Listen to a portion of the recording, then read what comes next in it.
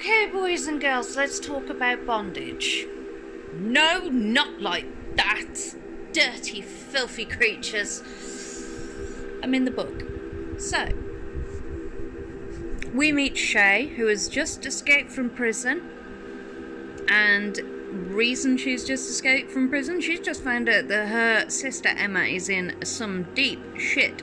So, of course, Big Sister is out to go and protect her. Now, Shay has almost kind of like a Beatrix Kidder, kind of Dean Winchester-y Buffy vibe, which I'm living for. Especially when she starts quoting that the mission is the only thing that matters. It just floats me straight back to episode 7, where Buffy just goes, do you know what, I haven't got time for your vendettas. I haven't got time, I got a war. All that matters is the mission. And I was just like, I'm living for this bitch right now. So she gets out, goes to her confidant who used to live in the compound where she was brought up. So bear in mind, this woman has insane survival instincts. She was brought up to be the ultimate soldier for the revolution. Because, you know, for her, the government is no. The government is not to be trusted. I mean, I can see a point. So we go on in following Shay as she goes on this journey. We find out more about her backstory, her relationship with the compound, her mum being like this hardcore conspiracy revolutionist. I will get that word out eventually. Anyway, this gets blood-soaked, violent, and dark so quickly as we find out that Emma has essentially been kidnapped because the guy that Emma trusted and Shay trusted, when they were like, screw this compound, we're not going to live like this anymore, we're going to make our own lives and we're going to go out into Vegas.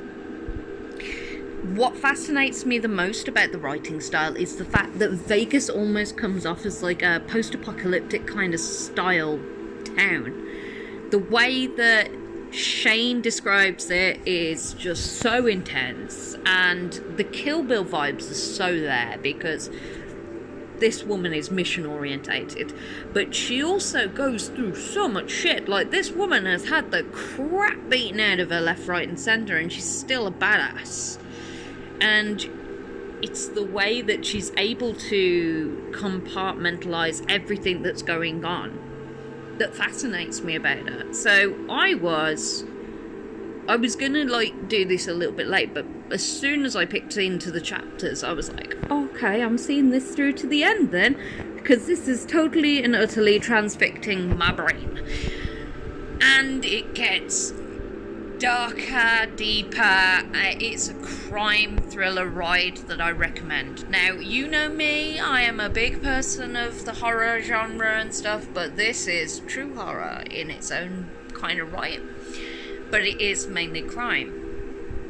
So she's on the run from the government, she's on the run from the police, she's ended up kind of getting on the wrong side of some really bad people in order to get information about what happened to her sister.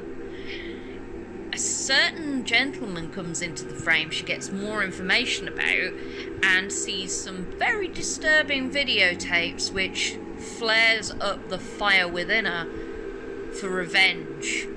But it's also a bit of a redemption arc as well. So it's got a bit of everything in it, and in all fairness, it comes out in July, so you got a while. You can pre-order it now.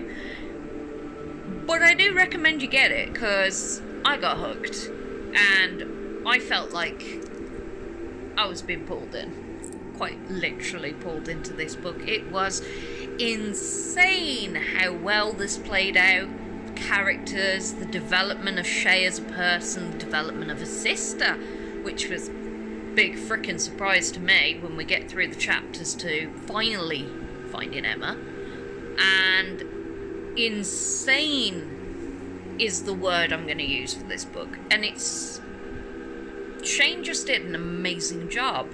Like I say, I am not a crime person, like, don't get me wrong, I like my Criminal Minds, but But I'm not one for watching, like, documentaries on serial killers and stuff like that. Don't get me wrong, it's something I do in there, but I'm not obsessed with it. Mainly, like, Criminal Minds, anything, like, that looks into the mind of a killer, that looks into the mind of a person. And you get so much from Shay's internal monologues, it's really hard not to want to carry on with the book to find out what happens.